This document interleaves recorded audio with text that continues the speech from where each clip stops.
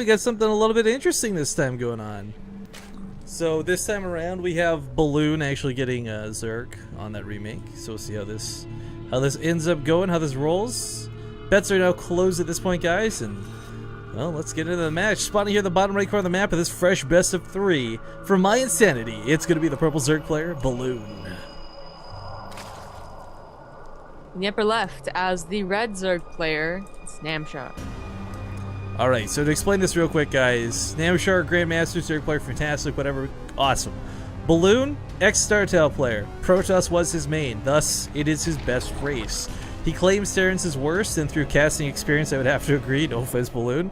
And his Zerg, I don't know if I've seen a lot of this or not. We had a random versus random show match not too long ago, but that was kind of more of a fun thing than a real thing. Balloon does play rents all the time though, guys. This is not a gimmick, this is not something cheeky for DreamHack. And random is actually surprisingly allowed in a lot of tournaments. Race picking, however, is not. If you guys don't know the difference, race picking is like in between games and choose what I want to be. Right, so you might start the series like ZvZ, but you decide, you know what, I think my TVZ's better. So you'd swap to that. No, he's stuck with what he gets, and random gives him Zerg here. Yeah. Now, Namshar, just a small shout out to him. He's been helping fill in with casting from time to time. He's a pretty nice guy. His mic sucks, but other than that, a lovely fellow. And I'm sure he's probably going to watch the VODs of this and be like, Rifkin, that analysis was terrible. I need to teach you about Zerg. But Namshar, man, and I'm talking to you in the future. We're on 8 hours of casting at this point, so I'm sorry in advance, bro. Well, clearly he's going for fast ultralist. Okay. Well, that's indicated here by the later gas. Definitely what's going to be going down here. But do you think this is going to be straight to fast ultra or a Hydrotech for... No, I'm just kidding. Realistically, a lot of what ZvZ boils down to tends to be Roach versus Roach. These are not two players that I know to be innately scrappy. Balloon does tend to play a little bit cheesier than most, but he's not the type of guy who goes like 10 pools every single game. You're not going to see him cheese every ZvZ. Other thing for Namshar, he knows his opponent's Zerg. He saw the Overlord pass earlier on too. It's kind of weird to consider, but your builds change when you don't know what your opponent is right off the bat. You know, you don't know if there's going to be like a 6 pool coming at you at 2 racks or maybe a proxy gate. And for Balloon, of course, he's got that strength, that sort of, not only do you have the fog of war, you get like the fog of race at the same time, I guess. It's a good way to put it, man. Of course, it was revealed just by the Overlords, and of course now the hatchery on the low ground that Balloon is in fact Zerg. I'm surprised that Namshar didn't drone scout. Yeah, I never cast a game. I've cast so many games with Namshar. I've never cast a game of him, but he does talk about drone scouting quite a bit, so that's a good point. I'm a little surprised that didn't come down. You know, usually you don't drone scout in ZvZ, but you don't know it's a that random ZvZ. player. Exactly. Right. So, you know, that's when a 2 racks from Balloon as a Terran player is going to work out for him. Well, Metabolic Boost finishing up around the same time as here for these guys, so it's nothing too drastically crazy. Although these 2 lings do get a nice scout across the map. One's going to die. They always do. Yeah, rest in peace, little guy. There are those odd times too, though, when the queen's out late and you see the 2 lings pick off a drone sometimes, but yeah, it's not going to happen here today. Oh, does Balloon should have... Whoa, hang on. Does he... Okay. Sorry, for a second I thought he thought maybe he killed it and started walking away. I was like, no. You finished that ling. I don't think Balloon has done, you know...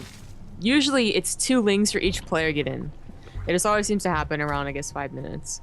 The Balloon has chosen not to, and in fact, I don't think he's scouted the front at all. If he had, he would know exactly what's going on. It's going to be roaches. Right, and this is kind of what I meant by Balloon. He's not necessarily like a super cheesy player. This bailing nest is probably meant blindly just to cover his ass here in the start of the game. I mean, it's not something where you plan and prep and react to seeing your opponent's scouting information, but it's more that, okay, there's a possibility he kills me with Zerglings. Bailings aren't too bad against roaches.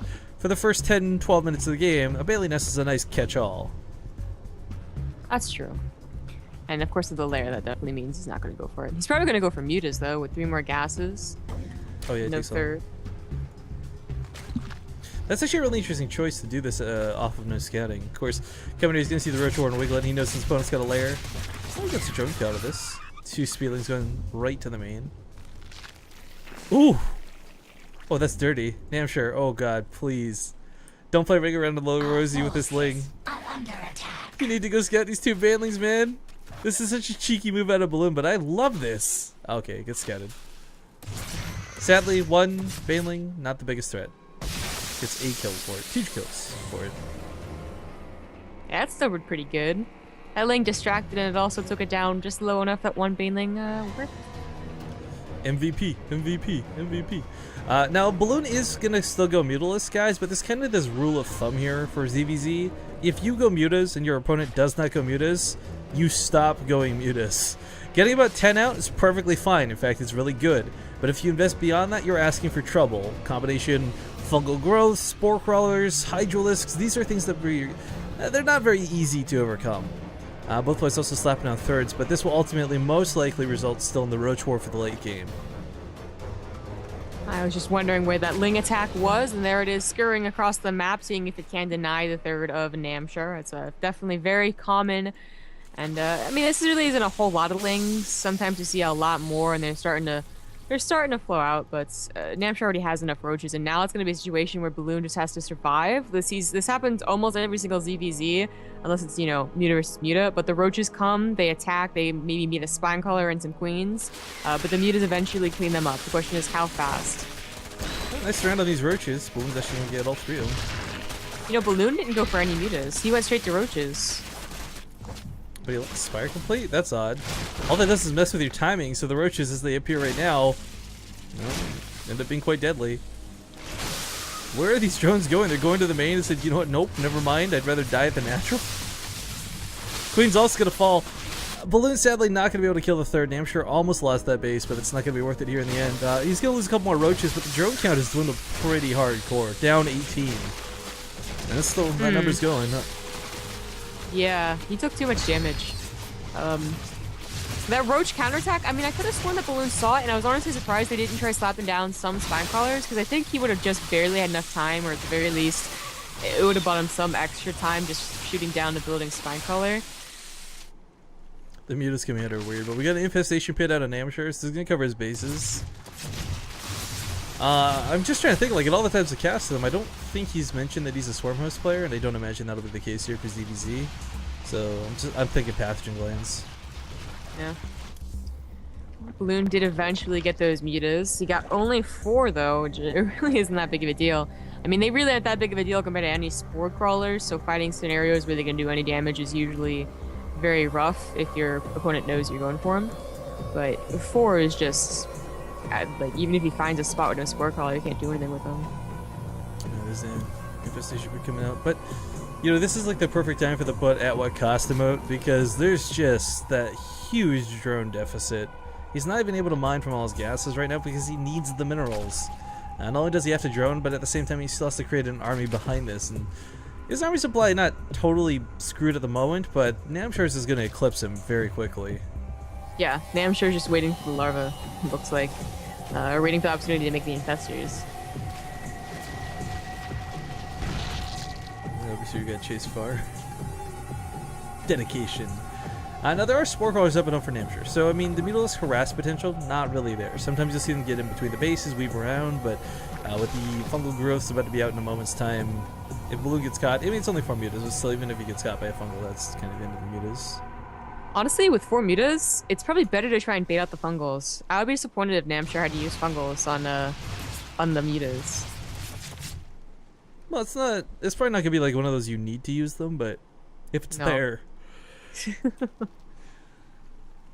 I mean, why not? But fungal growths actually don't add a lot to the actual army value, guys, as far as the fight itself goes. Fungal growth does not bring the damage that it once did. The AoE, the dot, it's nice, but quite frankly, the thing fungal growth is best at doing is forcing fights. You catch Namshar in a very, very bad spot. He tries to retreat. Oops, guess what? 8 roaches are fungaled, 8 roaches are dead for free. Mentality will continue throughout the game, and of course, Infested Terran's not exactly fantastic, but not awful either, so these do bring a lot of potential, but it's all about how he chooses to use them. I really like that he's trying to do something with these Mutas. He takes down, almost 1 Infestor, wastes a couple of, you know, fungals, energy, and also, he almost attacked the roaches without the Infestors. That would have been a mistake, even though I think his roach count is probably still okay. Yeah, I mean, 37 to 30 is nice. He's got level 2 upgrades over his opponent. Plus, I mean, Balloon's got the defender's advantage to factor in, but I don't know if that's going to be enough. He's already pre-spreading. He doesn't want to get fungled. I like this choice out of him. Namshar can recognize that just his roaches might be able to break this with or without the help of a fungal. Yeah, Balloon's got the surround to start this. Not too bad.